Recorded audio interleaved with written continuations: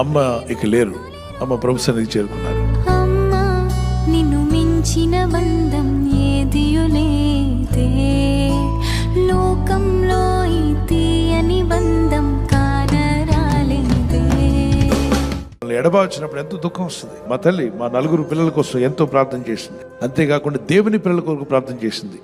ఎన్నో సంఘాల కొరకు ప్రార్థించేది మా అమ్మ. ప్రార్థించే తల్లిని కోల్పోయినందుకు బాధ ఉంది, వేదన ఉంది, దుఃఖం ఉంది. అయినప్పటికీ ఆ తల్లి ఆమె ఏ ప్రభుని ప్రకటించిందో, ఏ పరలోకం గురించి ఆమె ప్రకటించిందో, ఏ దేవుని యొద్దకు వెళ్ళాలని ప్రార్థన చేసిందో, మరి ప్రభు యొక్క పిలుపుని అందుకొని ఆయన సన్నిధికి చేర్చబడ్డారు. అనేకులకు తల్లిగా దేవుడు ఆమెను దీవించారు, ఆస్వాదించారు. ఆమె ద్వారా, ఆమె ప్రార్థన ద్వారా ఎంతోమంది ఆదరించబడ్డారు, బలపరచబడ్డారు. ప్రార్థన చేస్తున్నాం, మీ అందరూ బలపడాలని, మీ కుటుంబాల్లో కూడా సమాధానం ఉండాలని. దేవుని వాక్యం మనల్ని ఆదరిస్తుంది. పరిశుద్ధాత్ముడు ఆదరించేవాడు.